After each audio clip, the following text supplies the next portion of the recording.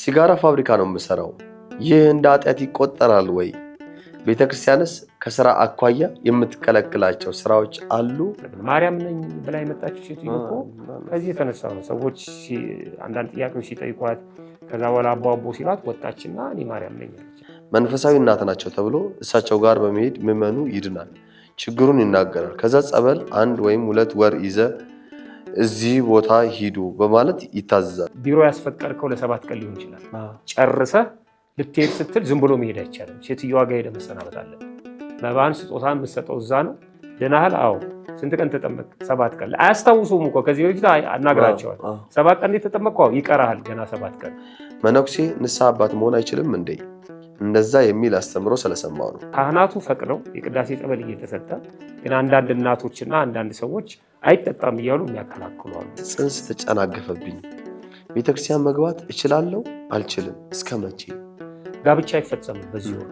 ሁለተኛ እህል እንኳን ወደ ገበያ ይዘው አይወጡ ገበሬዎቹ ማለት ነው የሚባልበት አካባቢ አለ። የግንቦት ወር ልክ እንደ መጥፎ ወር እንደተረገመ ወር ቆጥሮት ማለት ነው።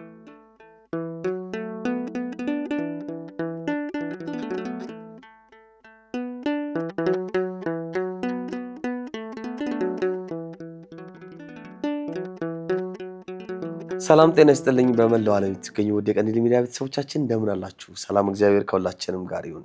ይህ ቀንዲል ሚዲያ ነው። መርሃ ግብራችን ተወዳጁ ሳምንታዊው ልማድና ክርስትና መርሃ ግብራችን ነው። ዛሬ ደግሞ ለተለመደው የጥያቄዎቻችሁን ምላሽ ይዘን ቀርበናል። ከመጋቢ ሃይማኖት መምህር ምትኩ አበራ ጋር ቆይታችንን እናደርጋለን።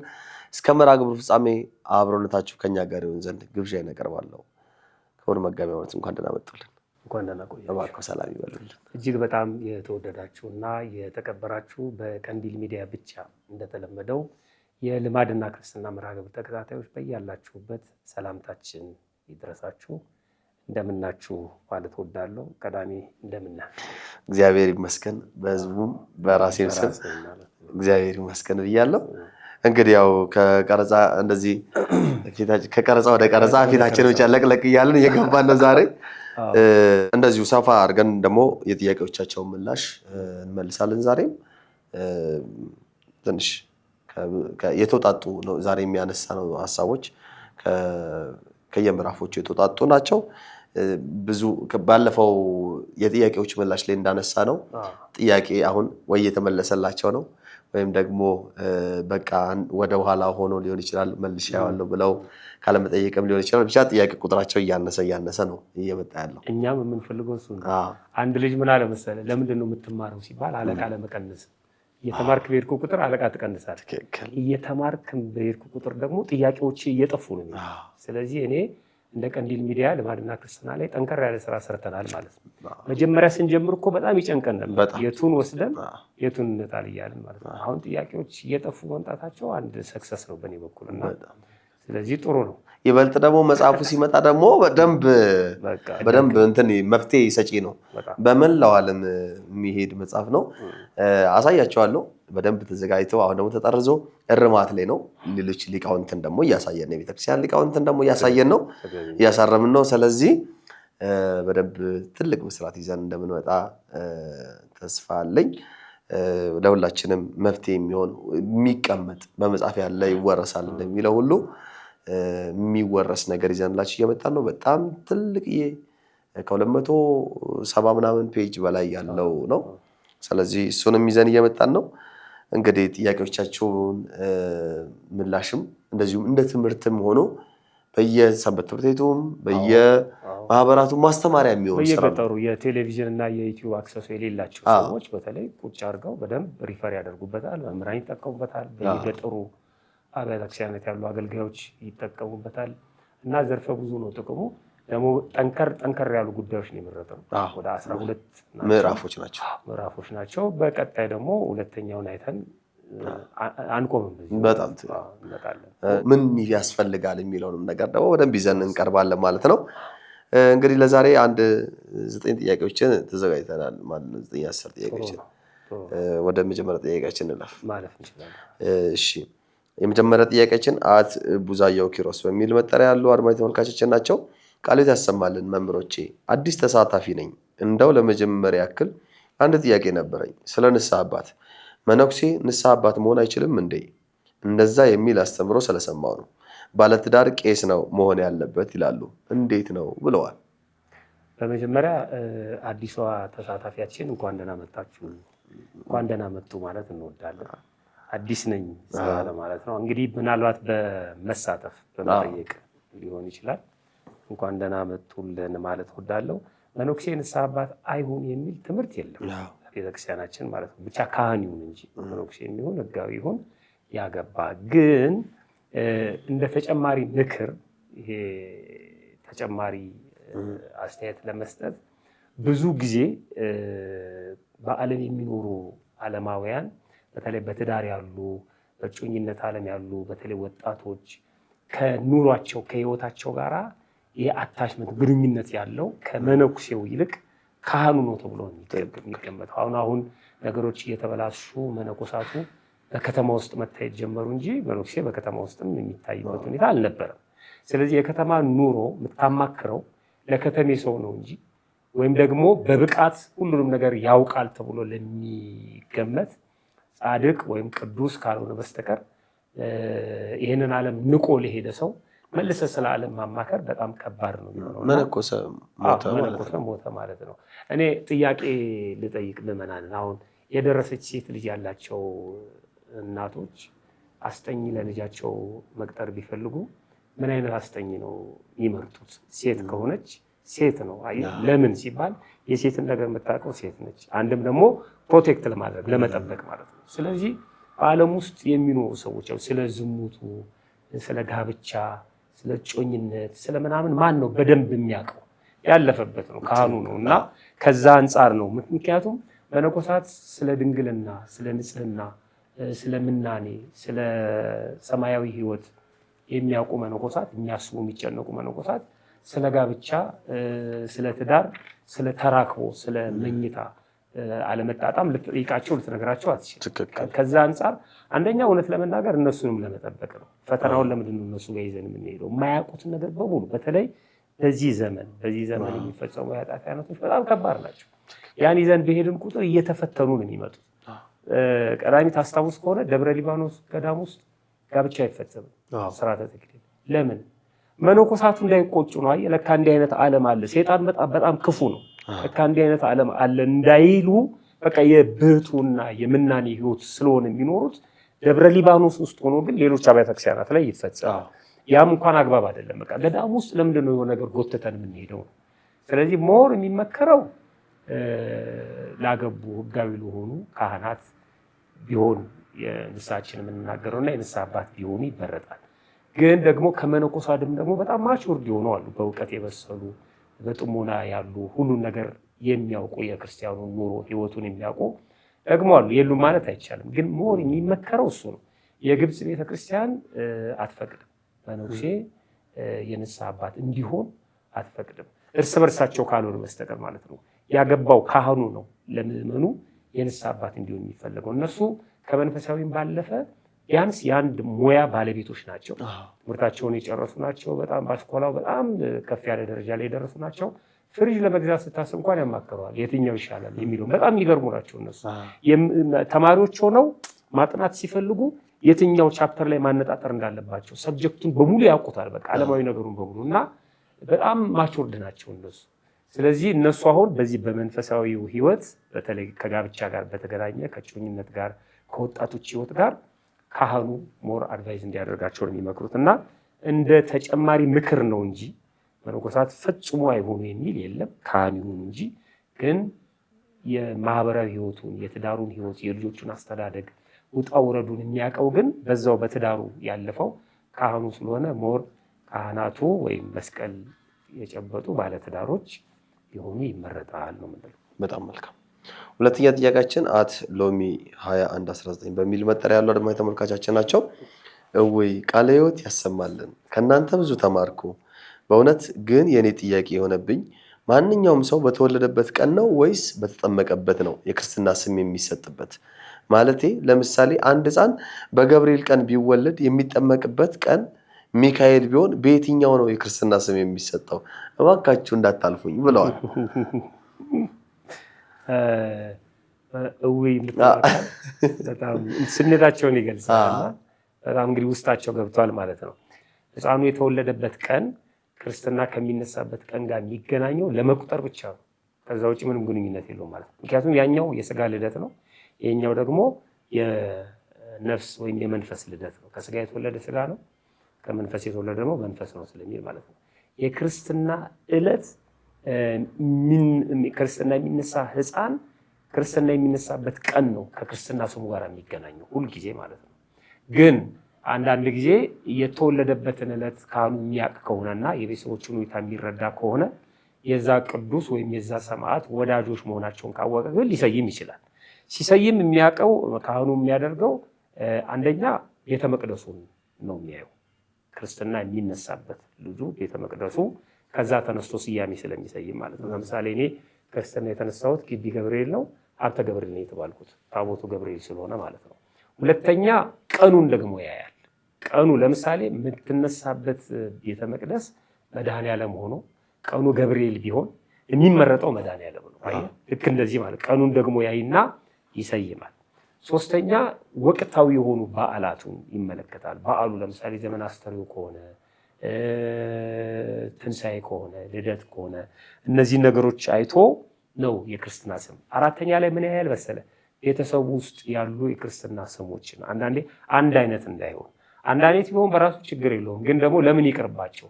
ሁሉም ሀብተ ገብርኤል ከሚሆኑ የቅዱስ ሚካኤልን በረከት ደግሞ እዛ ቤት መግባት ስላለበት ሌሎችም ቅዱሳን መጠራት ስላለባቸው ለነሱ ደግሞ እድል ሰጥቶ መሰየም ይቻላል እና የቤተሰቦቹንም ሁኔታ አይቶ ይሰይማል እንጂ የክርስትና ስም ሁሌም ቢሆን የተወለደበትን ቀን አይገናኝም። የተወለደበት ቀን ከክርስትና የሚነሳበት ቀን ጋር የሚያገናኛቸው ለመቁጠር ነው። ስንቆጥር ለምሳሌ ሕፃኑ የሚነሳው በ40 ቀኑ አይደለም፣ የተወለደበትን ቀን እንቆጥራለን። በ80 ቀኑ የተወለደበትን እንቆጥራለን እንጂ ክርስትና ስም ጋር ተያይዞ ግን የተወለደበት ዕለት ምንም ግንኙነት የለውም ማለት ነው። መልካም። ሶስተኛ ጥያቄያችን አቶ መስከረም ተስፋዬ በሚል መጠሪያ ያሉ አድማጭ ተመልካቾቻችን ናቸው። ቃለ ሕይወት ያሰማልን መምህሮቻችን። በማላውቀው ምክንያት ጽንስ ተጨናገፈብኝ፣ ቤተክርስቲያን መግባት እችላለሁ አልችልም እስከ መቼ የሚል ጥያቄ ጠይቀዋል። እቺ በማላውቀው ምክንያት የምትለው ከባድ ዝም ብሎ መመለስ። ጽንስ ተጨናገፈብኝ ምናልባት እኔ አይደለሁም ይህንን ያደረኩት ሌሎች ሰዎች ነው የሚል ነገር ይመጣል ወይ? ይሄ ምንድን ነው? ገመድ ሰርቆ ጫፉ ላይ እንዳለው እንዳይሆን እፈራለሁ። ግን እኔ አሁን ስመልስ የማላውቀው ምክንያት የሚለው ለኔ ማለት ነው አንዲት ሴት ጸንሳ ጽንሱ በማህፀኗ እያለ በእሷ ፈቃድ ሳይሆን በድንገተኛ ሁኔታ በህመም ሊሆን ይችላል፣ የእሷ ህይወት አደጋ ላይ ሊደርስ ሆኖ ሊሆን ይችላል። በተለያዩ ምክንያቶች ከእሷ አቅም በላይ በሆነ ምክንያት ጽንሱ ቢጨናገፍ ማቋረጥ ሳትፈልግ ማለት ነው በድንገተኛ ጉዳይ ጽንሱ ቢጨናገፍ እሷ ተጠያቂ አይደለችም። ደግሞ ከጽንስ ጋር በተገናኘ አይደለም ቤተ መቅደስ መግባትና አለመግባት የሚወሰነው። ጽንስ ያጨናገፈ ሰው ቤተ መቅደስ እንዳይገባ አይደለም ቅጣቱ፣ ሌላ ነው። ስለዚህ እኔ የምመልሰው ከዛ አንጻር ነው። ይሄ ከሆነ እሷ ወንጀለኛ አይደለችም። ጽንስ በተፈጥሮ ህመም ይሄ እንግዲህ ማህፀናቸው ከመቋጠር የማይችሉ ሴቶች እየተባሉ በሕክምናው ዓለም የሚነገር አለ። በተፈጥሮ ሁኔታ ሊጨናገፍ ይችላል ወይም ሊወርድ ይችላል። ሐኪሞች ሲወስኑ ለእናቲቱ ያሰጋታል ተብሎ ለእናቲቱ ጤና ያሰጋታል ተብሎ ሲታሰብ በሐኪሞች ውሳኔ የሚጨናገፍበት ሁኔታ አለ። ጽንሱ በማህፀን ውስጥ ህይወት አልባ ሲሆን ሲሞት ከዚህ ጠበቀን ሁላችንንም እና በዚህ ጊዜ ሊጨናገፍ ይችላል። ስለዚህ እናቲቱ በዚህ ሁኔታ ውስጥ ተጠያቂ አይደለችም። አንዳንድ ሀገራት ይገርማል ከጽንስ ጋር በተገናኘ አንዳንድ ነገሮችን ስመለከት ነበር እና የሚገራርሙ ውሳኔዎች አሉ፣ የእኛንም ሀገር ጨምሮ ማለት ነው። ከጽንስ ጋር በተገናኘ አንዳንድ ሀገር ወንጀል ነው ጽንስ ማጨናገፍ፣ በጣም ወንጀል ነው ተብሎ የተሰመረበት ጉዳይ ነው። በአንዳንድ ሀገራት ደግሞ መብት ነው። አንዲት ሴት አልፈልግም ካለች መብቷ ነው ጽንስ ማስወጣት፣ ፈርማ ለህይወቷ አስጊ ስለሚሆን ማለት ነው ማውጣት ትችላለች ነው። በአንዳንድ ሀገራት ደግሞ ህፃኑ እና እናቲቱን ለሞት የሚያሰጋቸው ከሆነ ብቻ ነው እንጂ ህጉ አይፈቅድም ይላል። ሐኪሞች ሲወስኑ ጽንሱ ካልወጣ እናቲቱ ልትሞት ትችላለች ወይም ህፃኑ ሊሞት ይችላል ተብሎ ሲታሰብ ጽንሱ የሚቋረጥበት ሁኔታ አለ። በኢትዮጵያ አላስታውስም ዶክተር ቴድሮስ አድሃኖም የጤና ሚኒስቴር በነበሩበት ሰዓት ምናልባት እንደ ህግ ሆኖ ወጥቶ ይሁን አላውቅም፣ ግን የሚነገር ነገር ነበረ።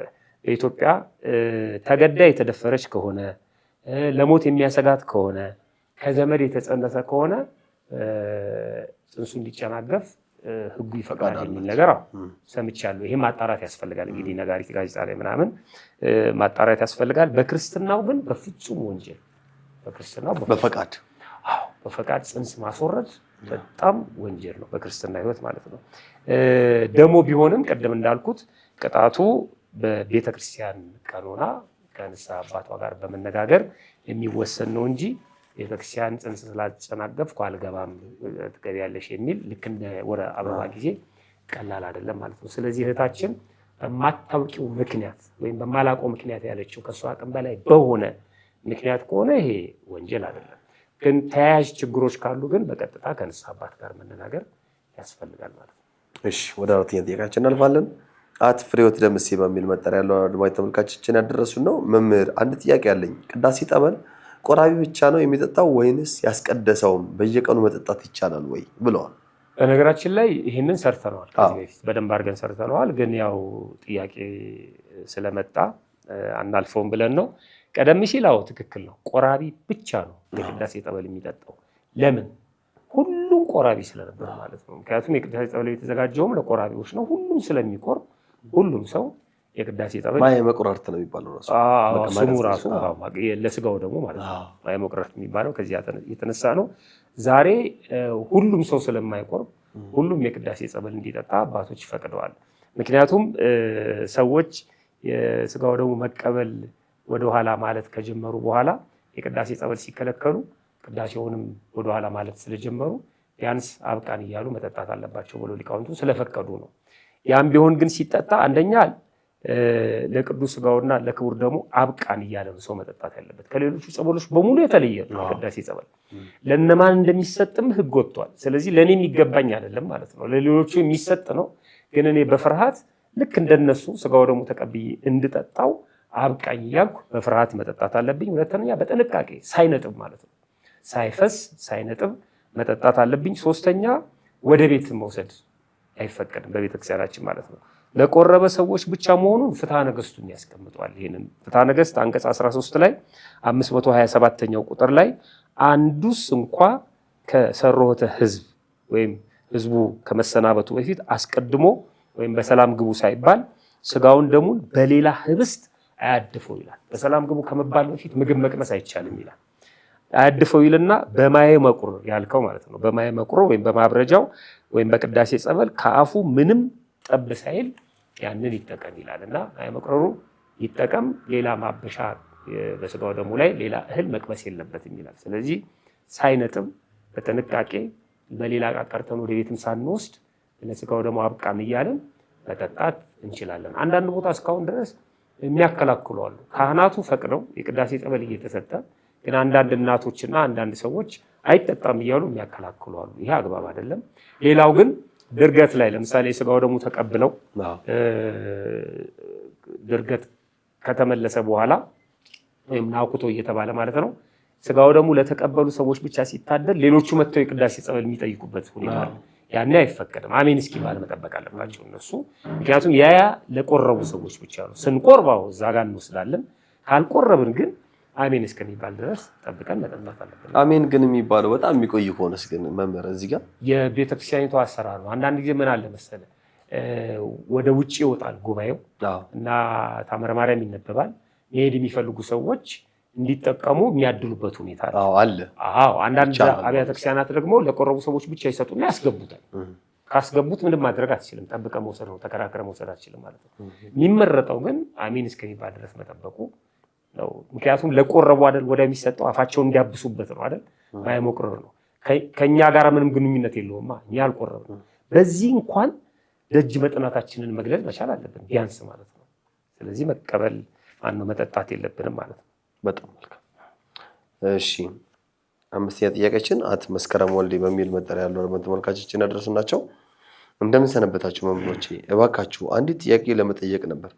መንፈሳዊ እናት ናቸው ተብሎ እሳቸው ጋር በመሄድ ምዕመኑ ይድናል፣ ችግሩን ይናገራል። ከዛ ጸበል 1 ወይም 2 ወር ይዘ እዚህ ቦታ ሂዱ በማለት ይታዘዛል። ይሄ ነገር ቤተክርስቲያን ታዛለች? እባካችሁ መልሱልኝ፣ አመሰግናለሁ ብለዋል። በመጀመሪያ ሰዎች ይድናሉ የሚለውን አልስማማበትም። በምን መስፈርት ነው? ምናልባት ለጠያቂያችን የመሰላት ሊሆን ይችላል። በዚህ መልኩ ድነት የሚገኝ ስላሉ ምትሃታዊ የሆኑ ነገሮች ሊከሰቱ ይችላሉ። መንፈሳዊ እናት ለምክር ሊሆን ይችላል። መንፈሳዊ እናት ልምድን ለማካፈል ለተግሳጽ ሊሆን ይችላል። መንፈሳዊ የምንላቸው እንግዲህ ቆራቢዎች፣ ትልልቅ እናቶቻችን አሉ። እነዚህ ወጣቶቹ ያልደረሱበትን ነገር ከማመላከት አኳያ ሊመክሩ ይችላሉ። ግን ይህን ያህል ቀን ተጠመቅ፣ እዚህ ቦታ ተጠመቅ እያሉ ትእዛዝ የሚሰጡ ከሆነ ግን ይሄ ከባድ ነው። የነብይነትም ስራ ነው እየተሰራ ያለው ማለት ነው።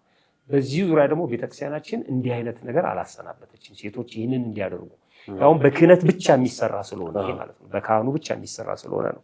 በዚህ በአንደኛ ጴጥሮስ ምዕራፍ 5 ቁጥር 6 ላይ እንግዲህ በጊዜው ጊዜ ከፍ እንዲያደርጋችሁ ከኃይለኛው ከእግዚአብሔር እጅ በታች ራሳችሁን አዋርዱ ይላል። እርሱ ስለ እናንተ ያስባልና የሚያስጨንቃችሁን ሁሉ በእርሱ ላይ ጣሉት ይላል እንጂ የሆነ በመንደር ባልቴት ላይ ጣሉት የሚል የለም። ሰው ሲጨንቀው ወደ አንዲት እናት አይደለም መሄድ ያለበት። ሲጨንቀው ወደ ቤተክርስቲያን መሄድ ያለበት። ሲጨንቀው ወደ ነፍስ አባቱ ወደ ካህኑ ነው መሄድ ያለበት። በዓለማዊ ጉዳይ ሲጨንቀን አቻ የሆኑ ሰዎችን ማማከር እንችላለን። በመንፈሳዊ ሕይወት ግን ሲጨንቀን መንፈሳዊ አባቶች ጋር እንድንሄድ፣ መንፈሳዊ ቦታዎች ስፍራዎች ላይ እንድንሄድ ነው መጽሐፍ የሚነግረን። በራሱ ክርስቶስም እናንተ ደካሞች ሸክማችሁ የከበደ ሁሉ ወደ እኔ ኑ እኔም አሳርፋቸዋለሁ። ሰው ሲጨንቀው ለምንድን ነው ወደ መንደር የሚሄድ? ወደ እግዚአብሔር ነው መምጣት ያለበት። በነገራችን ላይ ከዚህ በፊት ይሄንን ሰምቻለሁኝ፣ ቦታውን አላስታውሰውም እንጂ አንዲት እናት በተለይ የከባድ መኪና ሾፌሮች በጣም እየሄዱ የሚሰቃዩበት ቦታ እንዳለ አንድ ወዳጅ ነግሮኝ ነበር። እሱን ቼክ አድርገን ወደፊት ልንሰራው እንችላለን። ለምሳሌ ጸበል አለው አካባቢ ላይ ገዳም አለ። ወደ ገዳሙ ከመሄድ በፊት ግን የአንዲት ሴትዮ ቤት አለ። መጀመሪያ ሴትዮዋ ጋር ነው የምትሄደው። ያ ይሁንና አንተ 7 ቀን አንተ 14 ቀን ብሎ የሚወስኑት እሳቸው ናቸው። መጀመሪያ በወንዙ ውሃ ትታጠባለህ። ከታጠብክ በኋላ እሳቸው ጋር ትሄዳለህ። ከዛ በኋላ ተጠምቀህ ቢሮ ያስፈቀድከው ለ7 ቀን ሊሆን ይችላል። ጨርሰህ ልትሄድ ስትል ዝም ብሎ መሄድ አይቻልም። ሴትዮዋ ጋር ሄደህ መሰናበት አለብህ። መባን ስጦታ የምትሰጠው እዛ ነው።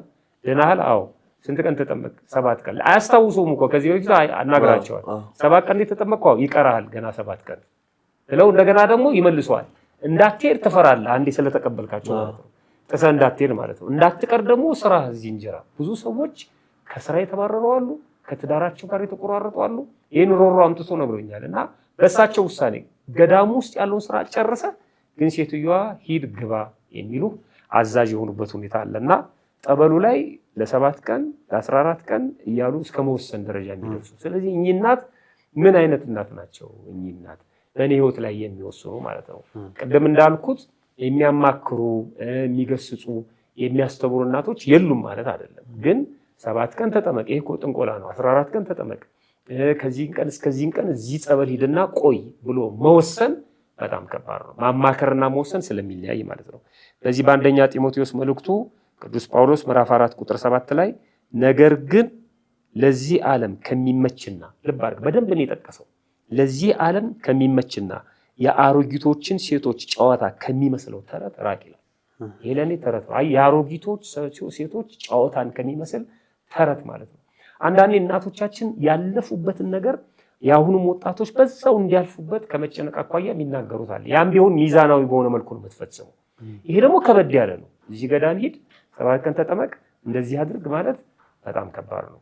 ስለዚህ ከእንዲህ አይነት ነገር መጠንቀቅ መቻል አለብን። ማርያም ነኝ ብላ የመጣችው ሴትዮ እኮ ከዚህ የተነሳ ነው። ሰዎች አንዳንድ ጥያቄዎች ሲጠይቋት ከዛ በኋላ አቦ ሲላት ወጣችና እኔ ማርያም ነኝ አለች። እና ይሄ አግባብ አይደለም፣ መጠንቀቅ አለብን። በጣም መልካም። 6ኛ ጥያቄችን የድንግል ልጅ በሚል መጠሪያ ያሉ አድማጭ ተመልካቻችን ናቸው። እናመሰግናለን። በንስሐ በቅዱስ ቁርባን ነው እና የምኖረው ለማለት ነው። አንዳንዴ ድሮ የሰራሁት ኃጢአት ሳስታውስ ለንስሐ አባቴ መናገር አለብኝ ወይ? እባካችሁ መልሱልኝ ለጠቅላላ እውቀት። ከባድ ነው የሚመስለኝ። እንግዲህ ኃጢአት ይሰራሉ፣ ለንስሐ አባታቸው ይናገራሉ፣ ቀኖና ይሰጣቸዋል፣ ከዛ ህይወታቸውን ይቀጥላሉ። ያልተናገሩት ትዝ ይላቸዋል ማለት ነው። እና ይህንን እንዴት ነው መናገር አለብን? የብዙ ሰዎች ጭንቀት ይመስለኛል። እና ድሮ የሰራሁት ነው የሚለው። ድሮ የሰራሁት እንግዲህ ንስሐ ገብተዋል። ቆራቢ ነው። አሁን በቁርባን ነው የሚኖሩት። በቁርባን ነው የሚኖሩት። ግን ለምን አልተናገሩትም እኮ? ለምን አልተናገሩትም? ያልተናገሩት ለምንድን ነው? ያንን ኃጢአት አሁን ያን ኃጢአት እያወቁት ደብቀውት ከሆነ ትልቅ ስህተት ራሱ ቀኖና ያስፈልገዋል ለዚህ ማለት ነው። ምንድነው ግመል የሆነውን ትውጡታላችሁ፣ መርፌ ማረሻ ነው፣ መርፌ ትገልጡታላችሁ እንደተባለው። ስለዚህ የተደበቀ ከሆነ ትንኝ የተደበቀ ከሆነ ያስቀጣል። ሳናቀው ከሆነ ግን የሚያስጠይቅ አይደለም። በእርግጥ ኃጢአት የሚሰራው በሶስት ወገን በሐልዮ በነቢብና በገቢር ነው። የምንናገረውንና የምንሰራው ልናስታውሰው እንችላለን፣ የምናስበውን ግን አናስታውሰው። ለዚህ ነው ካህናቱም ሲያሳርጉ አይተህ ከሆነ መንፈስ ቅዱስ ያወቀውን ሰይጣን ደግሞ የሸመቀው አይደል? ሰይጣን የሸመቀውን የደበቀውን መንፈስ ቅዱስ ያወቀውን ስርየት ሲሰጡ ማለት ነው ከሚመጣው እንዲጠብቀን አይደለ? ካለፈው ደግሞ ይቅር እንዲለን፣ የበደልነውን ይቅር እንዲለን፣ የሚመጣውን ደግሞ እንዲጠብቀን። ስጋው ደግሞ ወደፊት ሄዶ ወደኋላ ሄዶ ማለት ነው የሰራነው ኃጢአት በሙሉ የኃጢአት ስርየት እንድናገኝ ያደርገናል። ወደፊት ሄዶ ደግሞ ይጠብቀናል። ስለዚህ የኛ ድርሻ ስናስታውሰው መናገር ነው። ከተናገርን በኋላ ግን የኃጢአት ስርየት ተሰጥቶን እግዚአብሔር ይፍታ ከተባለ በኋላ ብናስታውሰውም የኃጢአት ስርየት አግኝቷል። ስናስታውሰው ግን ማንነታችንን ነው ማሰብና ራሳችንን ዝቅ ማድረግ ያለብን እንጂ ኃጢአቱ አልተሰረየም ብለን አይደለም። ይሄ የእምነት ጉድለትን ስለሚያመጣ ማለት ረስተነዋል። ምክንያቱም የረሳነውንም ነው ካህኑ የኃጢአት ስርየት የሚሰጠን ማለት ነው። ሰይጣን ሸምቆብናል ማለት ነው፣ ደብቆብናል ማለት ነው። ስለዚህ በዚህ ምክንያት ጠያቂያችን ሊጨነቁ አይገባም ማለት ነው። ካህኑ ሲያሳርግ የተናገረውም ከዚህ አንጻር ነው። ግን አጥርቶ ማየት የሚገባው የባለፈውን ኃጢአት ስንናገር ቆይ ይሄኛውን አልናገርም ብለን በተለያየ በይሉኝታ ሊሆን ይችላል፣ በተለያየ ሁኔታ ሊሆን ይችላል፣ ደብቀ ነው ከሆነ እሱ ራሱን የቻለ ትልቅ ኃጢአትም ወንጀልም ነው ማለት ነው እና ያስጠይቃል። ካልሆነ ግን ትዝ ባለን ቁጥር ልንጨነቅ አይገባም። ምክንያቱም የረሳነውን በሙሉ የኃጢአት ስርየት እንድናገኝ ካህኑ በኑዛዜው በኑዛዜው ስለፈታንና በኑዛዜው ይሄንን ስልጣን ተጠቅሞ ስላጠፋልን ልንጨነቅ አይገባም ማለት ነው። በየዕለቱም በህሊናችን ለምንሰራው ነው። በየሰዓቱም መስቀልም ስንሳለም እግዚኦ መሐረነ ክርስቶስም ብለን ስርየት የሚሰጡንም አባቶቻችን የሐልዮ ኃጢአት የዘነጋ ነው የረሳ ነው በሐልዮ የተሰራውን ኃጢአት እስራት ወይም ማሰሪያ እግዚአብሔር ይፍታ ባለን ጊዜ ያ የሐልዮ ኃጢአት ይረግፋል። በጣም መልካም። ሰባተኛ ጥያቄያችን ኤችጂ በሚል መጠሪያ ያለው አድማጭ ተመልካቾቻችን ናቸው። በእውነት ቃለ ሕይወትን ቃለ በረከትን ያድልልን፣ ጤና ከእድሜ አሟልቶ ይስጥልን። እኔም አንድ ጥያቄ አለኝ። ሁሌ ልጠይቅ እያልሁ አዳምጬ ነው የምወጣው። እናም የአባቴ እናት አያቴ አባቷ ከሙስሊም መስጂድ ነው የተቀበረው እና እኔንም አባቴ ጎን ነው የምትቀብሩኝ ትላለች። አሁን በሕይወት አለች። በእርግጥ እኛ ደግሞ ክርስቲያን ነን። አቁርበንሽ በቤተክርስቲያን ነው ስንላት እምቢ ትላለች እና እንዴት ይታያል? በቤተክርስቲያን እንደምትመልሱልኝ ተስፋ አድርጋለሁ ብላለች። ጠያቂዎቹ ራሱ በጣም የሚገርሙ መወሰን አቅቷቸው ነው ወይስ ነገሩ ገርሟቸው እኛን ገርሞናል ሌሎችም ሰዎች ይገርማቸው ብሎ ይሆን አላውቅም። በመጀመሪያ የእኒህ እናት ሁኔታ በደንብ መጣራት አለበት። እኒህ እናት ክርስቲያን ሆነዋል ወይስ አልሆኑም ነው።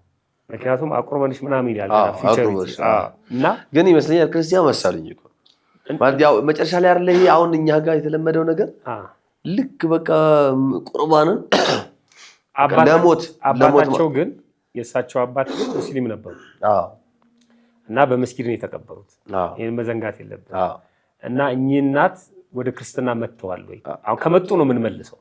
ካልመጡ እንደው ከመጡ ብለን እንመልስላቸው የሚለው ብዬ ነው። እኚህ እናት ክርስቲያን ሆነው እየኖሩ ነው። ካልመጡማ በቃ ካልመጡማ እንዴት አድርገን እንመልሳለን? እሱን ነው ይሰመርልኝ ማለት። ምክንያቱም ይህንን የሚያውቁ ይህን ታሪክ የሚያውቁ ሰዎች ከኛ ምላሽ ጋራ ታሪኩን የተጣረዘ እንዳይመስላቸው ነው አስመረንበት እንለፍ ያለው እና ወይ ያልገባንንም እንዳንመልስ ማለት ነው። ተስተካክለን መመለስ ስላለብን እኚህ እናት በክርስትና ሕይወት ቆርበው ክርስቲያኑ ነው እየኖሩ ከሆነ አባታቸው በመስጊድ ስለተቀበረ ብቻ ከአባቴ ጎን ቅበሩኝ ብለው መናገራቸው ትልቅ ልምድ ውስጥ ነው ያሉት ማለት ነው። ክርስትና ውስጥ ልማድ ውስጥ ነው ጎጂ ልማድ ከሚባለው። ይሄ ልማድ ከምንድን ነው የተወሰደው?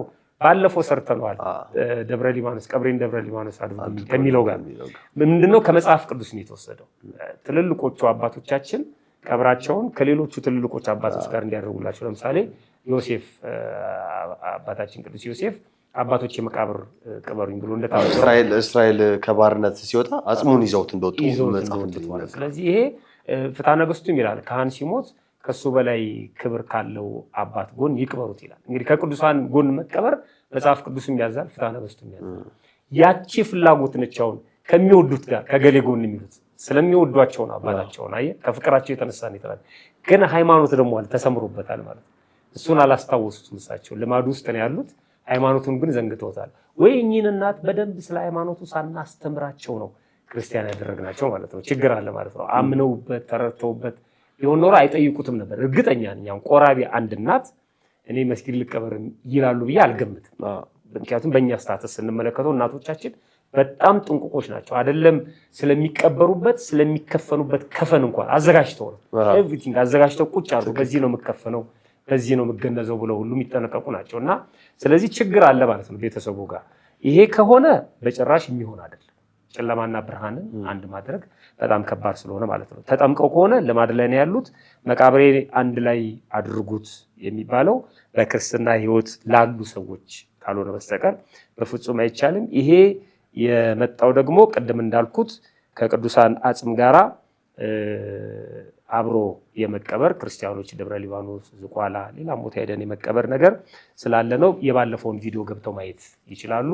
ግን ትልቁ ነገር በሃይማኖት አንድ ከማይመስሉ ሰዎች ጋር አይደለም አብሮ መቀበር፣ በተለያዩ ማህበራዊ ጉዳዮች ላይ እንኳን ግንኙነት ስናደርግ ጥንቃቄ ማድረግ ያስፈልገናል ማለት ነው። ምክንያቱም እኛ እኮ አብረን የምንቀበረውን አካል የምንመርጠው የእሱን በረከት ለማግኘት ነው አይደለም?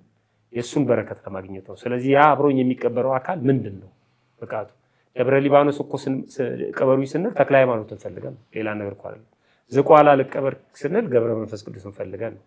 በክርስትና ሕይወትም ከባሌ ጎን ስንል የባልን ፍቅር ፈልገን ነው። ግን በሃይማኖት ከተለያየን ግን እሱም ይቀራል። ኧረ እንደው እንትንም ቢሆንም ቢቀበሩም ራሱ ጀርባ ሰጥቷቸው ወይም ደግሞ እግሩን አዝሮ ነው የሚቀበረው። እንደዛ እንኳን ቢባል እሳቸው የሚቀበሩት ምስራቅን እያዩ ነው የሚቀበሩት። አናታቸው ወደ ምዕራብ ሆኖ አቀባበሩም ይለያያል። እነሱ ወደ ሰሜን ነው እንደው ሁሉ ነገር እንደው እንደዛ እና አይገናኙ ከባሎትም ጋር አይገናኙም። እንደዛ ቢቀበሩ ራሱ ነው ብላችሁ እናትየው አያውቁትም። ጠያቂዎቹ ናቸው የጠየቁት። ስለዚህ ጠያቂዎቹ ቀስ ብለው አጠይመው አስረዱ ይነግሯቸው ይገባል።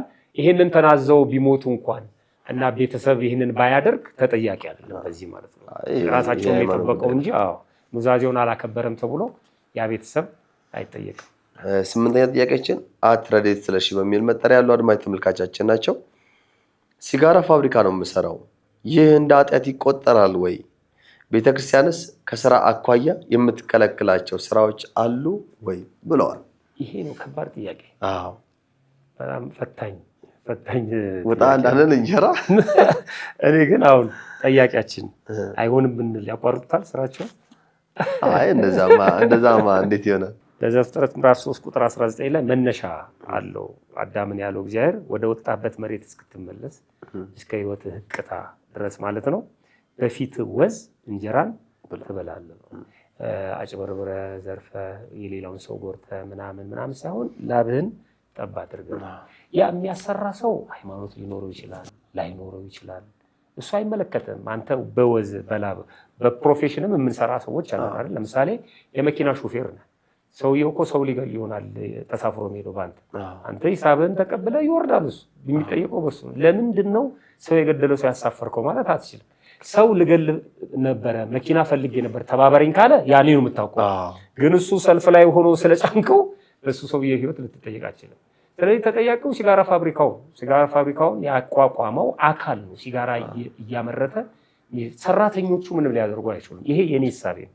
ሌላ ደግሞ የቤተክርስቲያን ምሁር ወይም አባት ማስረጃ አምጥቶ ደግሞ መሞገት ይችላል። እንደኔ ግን እኚህ ሰው ተጠያቂ ካምፓኒው የራሳቸው ቢሆን አይደል ይሄን ካምፓኒ በዚህ ንግድ ላይ ልሰማራ ወይ ቢሉን ኖሮ ሰራተኛ ሆነው ነው ምናልባትም እኮ ሲጋራ ፋብሪካ ውስጥ እኚህ ሰው እየሰሩ ያሉት ኤሌክትሪሻን ሊሆኑ ይችላሉ ሹፌር ሊሆኑ ይችላሉ ከዛ ጋር የማይገናኝም ሊሆን ይችላል ፋብሪካ ውስጥ ስለሚሰሩ ብቻ ሊሆን ይችላል ማሸግም ምንም ሊሆን ይችላል ብቻ ኤኒዌይ እና መጽሐፍ ቅዱስ በሌላ ቦታ ሁለተኛ ተሰሎንቄ ምዕራፍ 3 ቁጥር 10 ላይ በጣም የሚገርም ቃል አለ ብዙ ሰው ግን በስህተት ነው የሚተረጉመው ይሄንን ቃል ምን መሰለህ የሚለው ሊሰራ የማይወድ አይብላ ይላል ሰው የሚተረጉመው ያልሰራ ይብላ አላለም እግዚአብሔር ሊሰራ የማይወድ ነው ያልሰራ ይብላ ካልንማ ለምግብ ለስራ ያልደረሱ ለምግብ የደረሱ ህፃናት አሉ ስለዚህ ለምን ይበላሉ እነሱ ያልጋ ቁራኛ የሆኑ ታማሚዎች አሉ ለምን ይበላሉ እነሱ ታሳሪዎች አሉ ለምን ይበላሉ ሆስፒታል የተኙ አሉ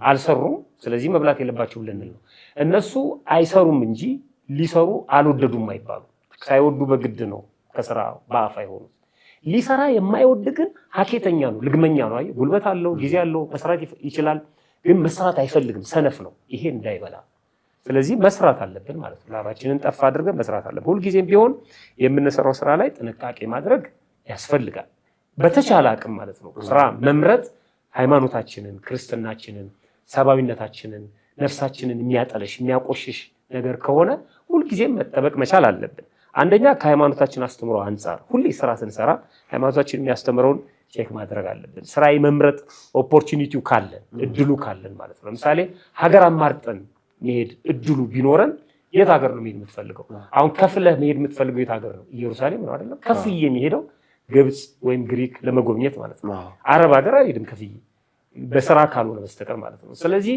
ኦፖርቹኒቲዎች ካሉ ከሃይማኖት አስተምሮ አንፃር እንደገና ደግሞ ከማህበረሰቡ በዓል ይሄ ነው ያለው ማህበረሰቡ አለ አይደል ከሱ አንፃር ስራ ስንመርጥ ማለት ነው ሁለተኛ ከስብዕና ክብርና ከህሊና አንፃር መምረጥ አለብን ህሊናችን ራሱ እንኳን ማይፈልገዋል ለሞግተው ስራ ብለነውኛ ግን ህሊናችን ማይፈልገው ማለት ነው ከሱ አንፃር ሌላው ግን ሌላውን ሰው የማያጠፋና የማይጎዳ እኔ የምሰራው ስራ ለሌላው ሰው እንቅፋት የማይሆን እሱንም መጠንቀቅ መቻል አለብን ማለት ነው እኚህ አባታችን ጠያቂያችን ወይም ወንድማችን ወይም እህታችን ሊሆኑ ይችላሉ ቆም ብለው ራሳቸውን መመርመር አለባቸው ለራሳቸው ነው የምንሰጣቸው ራሳቸውን ይፈትሹ ምንድነው ራሳቸውን ፈትሹ አንደኛ ካምፓኒው ፋብሪካው የኔ ነው ወይ የኔ ከሆነ ይሄ ነገር ከክርስትና ጋር አብሮ አይሄድም ካልኩኝ መቀየር ወደ ሌላ ስራ መቀየር መቻል አለብኝ ማለት ነው ሁለተኛ እንደፈለጉ ወጥተው የሚገቡ ከሆነ ስራም የማግኘት ኦፖርቹኒቲው ካላቸው ለምን ትተው ታሄዱም በቃ እንደውም ከዚህ ጋር ፋብሪካ ውስጥ ምን እንትን አለኝ ብለው በሙያቸው የሚፈልጉ ከሆነ የተለያዩ ትንንሽ ምክንያቶች ከሆኑ እዛም ያቆያቸው የቤት ቅርበት ሊሆን ይችላል ሌላ ነገር ወይ የለመድኩት ምናምን ከሆነ ትተው መሄድ አቅሙ ካላቸው ትተው መሄድ ይችላሉ ስለዚህ ራሳቸውን ቆም ብለው ሲፈትሹ አንደኛ ሲጋራ ፋብሪካ በመስራታቸው በሃይማኖታቸው ላይ ያመጣው ተጽዕኖ ምንድነው ሱሰኛ አርጓቸዋል እሳቸውን ታማሚ አርጓቸዋል የህሊና ተጎጂ አርጓቸዋል እነዚህን ቼክ ማድረግ ነው እነዚህ ካሉ ስራውን ሙቭ ማድረግ ወይም shift ማድረግ ያስፈልጋል እምነታቸው ላይ ችግር አምጥቷል ወይ ሌላ ስራ ያገኛሉ ወይ እነዚህ ነገሮች በደንብ አድርጎ መመርመር ያስፈልጋል አማራጭ ከሌለ ግን እንጀራዬ ነው ብዬ እስካያስኩት ድረስ እኔ ሌሎች ሰዎች እንዲጎዱ እስካላስገደድኩ ድረስ ሲጋራ ፋብሪካዎች በነገራችን ላይ አስገዳጅ ህግ አለባቸው አይደለም የሲጋራ ፓኮ ላይ የሳምባ እንዴት እንደሚጎዳ የሚያሳይ ስዕል እስከመለጠፍ ድረስ ግዳጅ ደርሰዋል ሳምባን ዳሜጅ እንደሚያደርግ ጽሁፍ ሁሉ እንዲቀመጥ አምነግባበት ስለዚህ ለጥፈዋል ስለዚህ ተጠያቂ አይደለንም እያሉ ሆኖ ማለት ነው ስለዚህ ከዚህ አንፃር ጠያቂያችን ምንም ሊያስጨንቃቸው አይገባም በጣም መልካም የመጨረሻው ጥያቄያችን ለዛሬ መርሃ ግብራችን 9ኛ ጥያቄያችን አት ውባለም ደመቀ በሚል መጠሪያ ያለው አረም ተመልካቻችን ናቸው ቃልዮት ያሰማልን መምህር እናመሰግናለን ቀንዲሎች በርቱልን ለብዙ ምዕመናን መድረስ ያለበት ሚዲያ ነው እኔ አንድ ጥያቄ አለኝ ግንቦት ወር የደም ወር ነው ብዙ መስዋዕት ለሰይጣን የሚቀርብበት ነው ብለው ከግንቦት ልደታ ጋር አያይዘው ሲያወሩ ሰማው ይሄ ነገር እንዴት ይታያል ብለዋል ግንቦት ወር የደም ወር ነው የሚባል ነገር የለም በቤተክርስቲያናችን አስተምሩ አንዳንድ ጊዜ አየህ የሆነ ነገር በብዛት የሚደረግበትን አካባቢ ወይም ደግሞ ወር አመት ሊሆን ይችላል በዛ የመሰየም ተጽዕኖ አለ እኔ ወደፊት ብንሰራበት ብዬ አስባለሁ። ተመልካቾቻችንን በደንብ እንዲሰሙን የምፈልገው ከዚህ ከግንቦት ጋር በተገናኘ ያላቸውን ትሬንድ ቢያካፍሉ፣ በተለይ በገጠር አካባቢ ማለት ነው። በጣም የሚገርመው ቀዳሚ ስሰማ ጋብቻ አይፈጸምም በዚህ ወር። ሁለተኛ እህል እንኳን ወደ ገበያ ይዘው አይወጡም ገበሬዎቹ ማለት ነው የሚባልበት አካባቢ አለ። የግንቦት ወር ልክ እንደ መጥፎ ወር እንደተረገመ ወር ቆጥሮት ማለት ነው እና እሳት ሁሉ አይዋዋሱም የሚባልበት ነገር ሁሉ አለ እና ምንድነው ግንቦት ወርን እንደዚህ ክፉ ያደረገው? ምናልባት በታሪክ የሚታወቅ ነገር ካለ ከዚህ ከባዕድ አምልኮ ጋር የሚታወቅ የሰሙት ነገር ካለ በተለይ ይህንን መርሃ ግብር የሚከታተሉ አረብ ሀገር ያሉ እህቶችና ወንድሞች ከገጠሪቷ የኢትዮጵያ ክፍል ስለመጡ ስለሚያውቁት በእነሱ ሕይወት ያጋጠማቸውን የሰሙትን በአካባቢያቸው ይደረጋል ያሉትን ነገር በሙሉ ቢያመጡልን የግንቦት ወርና ልማዳችንን ሰፋ አድርገን ብንሰራው ደስ ይለኛል። ከዚህ በዘለለ ግን ግንቦት ወር እንደው አንዳንድ ሰው እገሌ እኮ የዋህ ነው እንደው ፈርዶበት ነው እንጂ ሰው የሚጠላው ምናምን ሲባል ሰምተህ ታውቃለህ? ፈርዶበት ሁሉ ሰው ይጠላዋል እንጂ እሱ እኮ የዋህ ነው። ግንቦት ወርም ፈርዶበት ነው እንጂ ከሌሎቹ ወሮች እንደውም በተለየ ክብር ያለው የግንቦት ወር። እኔ አሁን ሰርች ሳደርግ ነበረ ስንክሳሩንም ግጽሕውንም ለማየት ሞክሬ ነበር። ግንቦት ወር ላይ በጣም የሚገራርሙ ናቸው። ለምሳሌ እመቤታችን ቅድስት ድንግል ማርያም የተወለደችው ግንቦት እናት ያገኘ ነው። አዩ የድነታችን መሰረት የመጀመሪያ በዚህ ብቻ እንደውም አንድ ግንቦት አንድ አይደል? በዚህ ብቻ ወሩ አይቀደስም። በዚህ ብቻ ማለት ነው። በጣም የሚደንቅ። ሁለተኛ ላይ ደግሞ የአዳም የውርስ ኃጢአት የተቋረጠበት በቃ መጥቶ ልክ ድንግል ማርያም ላይ የምን ጨለማ ነው? የምን ደም ነው? ደም የቆመበት ነው። በእርግጥ ሰይጣን ተበሳጭቶ ብዙ ትግል ሳያደርግ አይቀርም። ግንቦት ወር ላይ ስሙን ለማጥፋት ግንቦት ወር ግንቦት ስም ለማጥፋት። ሁለተኛ እርገተ እግዚእ ጌታችን ያረገው ግንቦት ላይ ነው። ግንቦት 8 እኮ ነው ያረገው። አዩ ስራዎች በሙሉ ተፈጽመው ፋይል የተዘጋበትም እርገቱ የተከናወነው ግንቦት 8 ነው። በዓልና ክብር ካለ። ሶስተኛ ርደተ መንፈስ ቅዱስ አይገርም? ሁሉም የሆነው መንፈስ ቅዱስ የወረደው ከሌሎች ወሮች ተመርጦ ግንቦት ላይ ነው። ግንቦት 18 ነው ጥንተር እንትኑ ርደተ መንፈስ ቅዱስ። እንግዲህ መንፈስ ቅዱስ የወረደበት ወር ነው። ቤተክርስቲያን የተመሰረተችበት ዕለት የቤተክርስቲያን የልደት ቀን ነው እሷ። አየው ከዚህም አንጻር ይመስለኛል ቤተክርስቲያን ስለተመሰረተች ጣዖት አምልኮውንም አምጥቶ የቤተክርስቲያን አታክ ለማድረግ ለመጉዳት ማለት ነው። ሶስተኛ አራተኛ ርክበ ካህናት የቅዱስ ሲኖዶስ ስብሰባ የሚያደርገው በዛ ነው። በዓመት 2 ጊዜ ሐዋርያት የሰበሰቡበት ምክንያት አድርገን ማለት ነው። አየው ተሰብስቦ ሲኖዶስ ውሳኔ የሚወስንበት በናፍቆት የሚጠበቅ ወር ነው የግንቦት ወር ማለት ነው። አምስተኛ በረከቱ ይድረሰልና ቅዱስ ያሬድ የተሰወረበት ነው ግንቦት 11። ቤተክርስቲያን ማለት ቅዱስ ያሬድ ነው። ቅዱስ ያሬድ ቤተክርስቲያን ነች። እኔ በጣም የሚያሳዝነኝ ቅዱስ ያሬድ ዲያቆን ያደርጋል ምን አለ? የቅዱስ ያሬድ ጥፋቱ አንድ ብቻ ነው፣ ኢትዮጵያ ውስጥ መወለዱ ብቻ ነው። በቃ ጥፋት ከተባለ የሱ ጥፋት ኢትዮጵያ ውስጥ መወለዱ፣ ሌላ ቦታ ቢሆን ያለውን ክብር አስበው ማለት አንድ መንገድ በስሙ የለም። እኔ ጽዋ የሚጠጡ ሰዎች ካሉ በጣም እድለኞች ናቸው። እንደው ቢነግሩን ኮሜንት ላይ በቅዱስ ያሬድ ስም ጽዋ የሚጠጡ የጽዋ ማህበር ያላቸው ሰዎች በጣም እድለኞች ናቸው። እና ቅዱስ ያሬድ ያረገው ግንቦት 11 ቀን ነው። ልብ አድርግ። ስድስተኛ ደብረ ቁስቋም ላይ እመቤታችን ቅድስት ድንግል ማርያም የተገለጠችው በጣም የሚገርም እኮ ለአምስት ተከታታይ ቀናት እመቤታችን የተገለጠችው ግንቦት ውስጥ ነው። ግንቦት ወር የልደቷም ወር አይደለም የተገለጠችውም በዛ ቀን ነው። በጣም የሚገርመው ተገልጣ እየታየች ሰዎቹ መሄድ ሲፈልጉ ማለት ነው እየተሰናበቷት ይሄዱ ነበር። ቤት ጉዳይ ያላቸው ሰዎች ከቤታችን ተገልጣ እኮ ነው የሞቱ ወገኖቻችንን ወንዶቻቸውን አስነሳላቸው ነበር። ደብረ ምጥማቅ ነጠላቸውን ማህረባቸውን ወደ ሰማይ ወሮላት እየባረከች ይሄ በሙሉ የተከናወነው በግንቦት ወር ተመልከት። እንደገና ደግሞ ሰባተኛ ኖህ ራሱንና 8 ነፍሳት ሆኖ የተረፈው ከባለቤቱ ጋር ከ6 ልጆቹ ጋር በግንቦት ወር ነው። ከ40 ቀን የጥፋት ውሃ በኋላ ርግብ የውሃ መጉደል የነገረችንና የኃጢአት ማዕበል የጠፋበት ምሕረት ቸርነት የተሰበከበት ኖህ የተረፈበት እንግዲህ አንቱ ውእቱ ለኖህ አመሩ ምንላት እመቤታችን ቅድስት ማርያምን በዚህ የተነሳ ነው ግንቦት ወር ነው። 8ኛ ንግስት እሌኒ ባለውለታችን የቆስጠንጢኖስ እናት መስቀሉን ያስገኘችው ረፍቷ ግንቦት ውስጥ ነው። ግንቦት 9 ቀን ንግስት እሌኒ የምታሰበው። 9ኛ 3ቱ ህፃናት 3 ደቂቃ ረፍታቸው ግንቦት 10 ነው። የመጨረሻው ለኔ የመጨረሻው ማለት ነው። ሌሎቹም ሰርች ማድረግ ይችላሉ። የእናትና የልጁ ስደት የእመቤታችን ንግስት ማርያም ስደት ግብጽ የገቡበት ግንቦት 24 ቀን ነው። ስደቱ አሁን መስከረም ላይ አይደለም የምንጀምረው ከመስከረም 26 የአበባን በዓል ከአበባ ጋር ብለው ወርሃ ጽጌን ያው ወቅት ስለሆነ ወደዛ ወሰዱት እንጂ ግንቦት 24 ነው ስደቷ ግብጽ ውስጥ የገቡት ማለት ነው። ከዛ ነው የሚታሰቡ። ይሄ በሙሉ የተከናወነው ግንቦት ወር። እንዴት ሆኖ ነው ግንቦት የደም ወር የሚባለው? በዚህ ወር ነው ማግባት እንጂ አይደለም። በዚህ ወር ነው መዳር መኳል፣ በዚህ ወር ነው ማመስገን። ስለዚህ ግንቦት ወር በፍጹም እንደውም ከወራት ሁሉ የተለየ ወር ነው ለኔ ማለት ነው።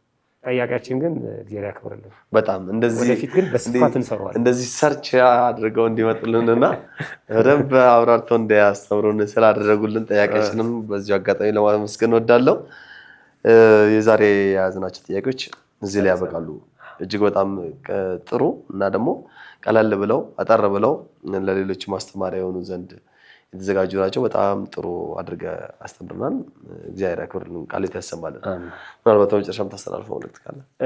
ምንም የለም። ያው ቅድም አንተ ተናግረዋል። መጽሐፉ እየመጣ ነው ልማድና ክርስትና። በእነሱ በተናገሩት መሰረት እኛ ይህን ዩቲዩብ እንከታተላለን። ዩቲዩብ ላይ ያለውን ነገር እንደውም ዳውንሎድ እያደረግን እያስቀመጥን ነው። ግን መቼ እንደሚጠፋ አናውቀውም። የኛ አይደለም። የኛ የሆነው ወይም የሚሆነው መጽሐፉ ነው። ስለዚህ መጽሐፉን አድርሱልን ባሉት መሰረት መጽሐፉ ላይ እየተረባረብን ነው። ለመጨረሻ እርማት ደርሷል። እግዚአብሔር ክብር ምስጋና ይግባው። ከዚህ በኋላ ወደ ህትመቱ እና ወደ ማስተዋወቁ ነው የምንሄደው።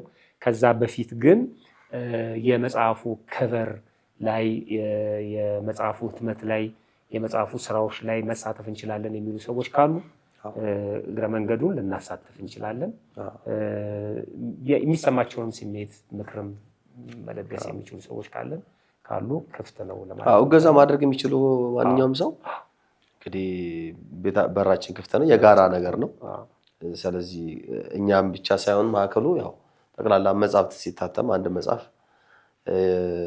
እውቀቱ አለ፣ ግን እውቀቱ እንዴት አድርጎ ወደ ህዝበ ክርስቲያን ይድረስ ነው። ስለዚህ ማድረስ የሚችሉ ደግሞ ግዴታ እኛ በእውቀቱ ሌላው ደግሞ በሀብቱም በምንም ሊሆን ይችላልና እገዛው ሊያስፈልገን ስለሚችል ባለሙያዎችን እንፈልጋለን። ለምሳሌ ሰዓሊያን ባጭሩ ዲዛይን ማድረግ የሚችሉ ሁለተኛ ደግሞ ከዚህ ዲስትሪቢዩት ከማድረጉ ጋር ደግሞ ነጋዴዎች ሊሆኑ ይችላሉ። ቀድመው ከኛ ጋር ኮንታክት ሊያደርጉ ይሄ ማከፋፈል የሚችሉ ሰንበት ትምህርት ቤት የጽዋ ማህበራት ሊሆኑ ይችላሉ። በውጭም ያሉ ሀገር ውስጥም ያሉ እኛ አሁን ምዕመናን ወይም አድማጭ ተመልካቾቻችን ሊያደርጉ የሚገቧቸውን ነገሮች ሰፍረን ቆጥረን አስቀምጠን ይዘን እንመጣለን።